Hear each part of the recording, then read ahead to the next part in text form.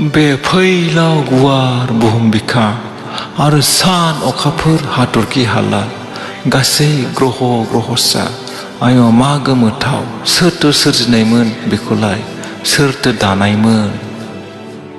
बे समायना मिथिंगानि गेजेरावनो सुबुं माहारिया हाजार हाजार बोसोर सिगांनिफ्रायनो रायजो जाबोदों, जिउ खुंबोदों। सान हर दिनै बोथोरा थाद'आजासे फैबाय थादों आरो फैबाय थादों। सुबुं माहारियाबो साननैसोनि थाखाय फैदों आरो थांदों, उजिदों आरो थैदों, उजिदों आरो थैदों। मानो फैदों आरो मानो थांफिननांदों आरो बबाव थांदों बेनिबो उदिस गैया, रावबो बुंनो हाया। दिनै बुहुमनि सुबुं माहारिया नागिरदों सुबुं सोदोमस्रिनि जिउनि जाथायनि फिननायखौ बेनि सोरजिगिरिनिफ्राय। नाथाय बे सोरजिगिरियालाय सोर रावबो बुंनो हाया, नुस'हाया। माहा थायो बबाव थायो रावबो बुंनो हाया। नाथायबा बे सोरजिगिरियानो दैदेनबोबाय थादों दिनैसिम सुबुं माहारिनि जिउखौ धोरोमनि लामाजों।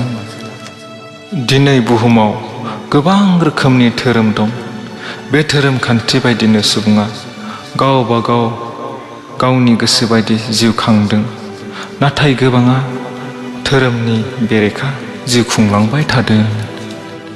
हाजार हाजार बोसोरनि सिगां बे धोरोम बिजाबाव लिरनाय बाथ्राफ्रानो दासिमबो सोलिगासिनो।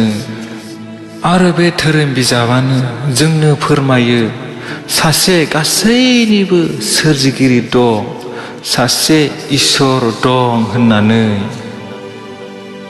आरो बे धोरोम बिजाबानो बे सोरजिगिरिनि महर, आखु, दाथाय गासैखौबो फोरमायनानै होदों, जाहाथे जों सुबुं माहारिया बे सोरजिगिरिखौ सिनायनो हायो बा सिनायनानै खुलुमनो हायो। नाथाय दिनै बे बुहुमनि मानसि जाथिया बे सोरजिगिरि इसोरखौ सिनायाखै। आन्दायनानै बायदि बायदि नंबां जाबांफोरखौनो सोरजिगिरि होननानै खुलुमलाबायदों। जों गोरों गोरा जानानै थगायजानो नाङामोन। दिनै धोरोम बिजाबा सोरखौ खुलुमनो थिनदों बेखौसो जों खुलुमनांगौमोन। गोबां धोरोमनि बिजाबफोरा जोंनो फोरमायो बे सोरजिगिरिनि महर आरो दाथायखौ। जेरै मोनसे धोरोम बिजाबाव बुंदों संस्कृत रावजों ओम श्री दरिद्रय नमः।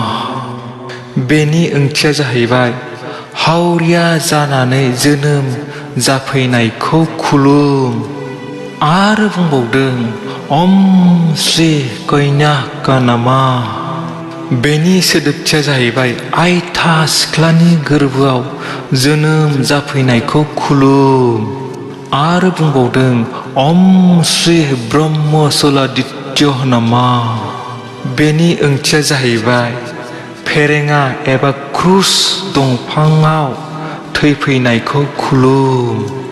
आरो बुंबावदों ओम श्री पांचकाया नमः। बेनि ओंथिया जाहैबाय मोदोमाव मोनबा हानि एबा आघात जानानै थैनांनायखौ खुलुम। बेबादिनो जोंनि धोरोम बिजाबा जोंनो फोरमायो आरो फोरोङो बे सोरजिगिरिनि महर आरो आखुथायखौ। दा जोङो आन्दायालाबासिनो, थगायजायालाबासिनो बे सैथो इसोरखौ नागिरनानै खुलुमनांगौ। बेबायदिनो गुबुन गुबुन धोरोम बिजाबावबो बे सोरजिगिरिनि महर आरो आखुथायखौ फोरमायना होदों।